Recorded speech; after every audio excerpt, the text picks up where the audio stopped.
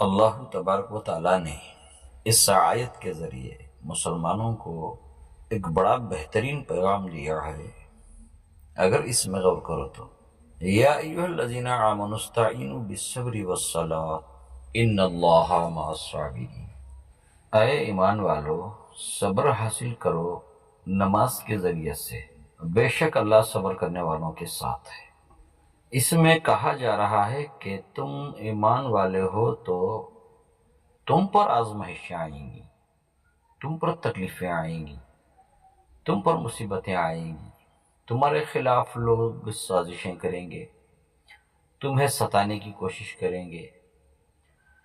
یعنی ہر وہ چیز جو ہمیں تکلیف دے سکے وہ ساری چیزوں کے ذریعے سے ہمیں آزمایا جائے گا۔ تو اس کے لیے کہا کہ نماز ہی ایک ایسا ذریعہ ہے، نماز ہی ایک ایسی عبادت ہے جس سے ہم اپنی تکلیف میں، مصیبتوں میں، آزمائشوں میں اللہ کے ساتھ ہوتے ہیں، اور اللہ سبحانہ و تعالیٰ کہتا بھی ہے میں صبر کرنے والوں کے ساتھ ہوں۔ دوستو صبر ایک بہت بڑی چیز ہے، یوں سمجھو کہ صبر ہی ایک بہت بڑی عبادت ہے، کیونکہ ایمان والا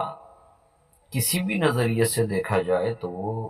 یہاں قید خانے میں ہے، وہ اللہ کے دائرے کے اندر ہزاروں ارمان ہوں گے، ہزاروں خواہشیں ہوں گی، مگر اللہ سبحانہ و تعالیٰ کے ڈر سے ان ساری خواہشوں کو، ارمانوں کو کچلنا ہوگا۔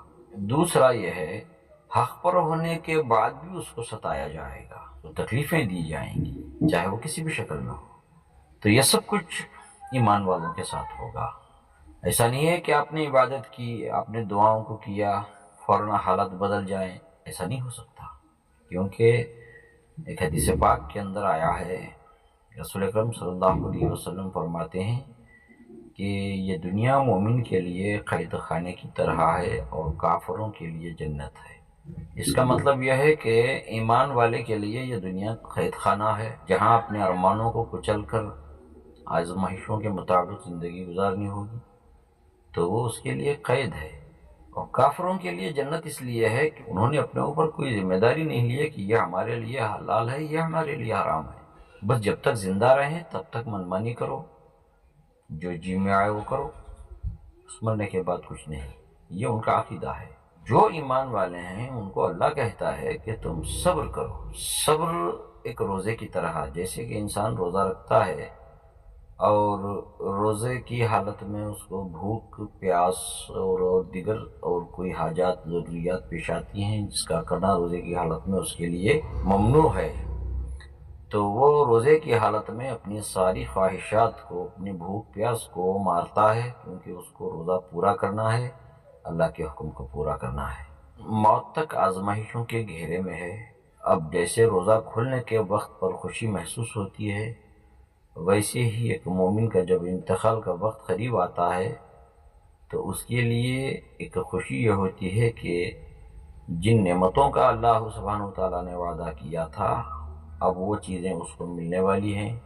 اللہ سبحانہ و تعالیٰ کے وعدے پورے ہونے والے ہیں، ملنے والی نعمتوں کی جو خوشی ہے وہ ہوتی ہے۔ دوستو یقین بہت بڑی دولت ہے، یہ یقین مان کے چلو کہ ہم اس دنیا میں مسافر ہیں، ہم یہاں آزاد نہیں ہیں۔ جتنی تکلیفیں اس پر آئیں گی اللہ کی قسم اس کو اتنا زیادہ اجر دیا جائے گا،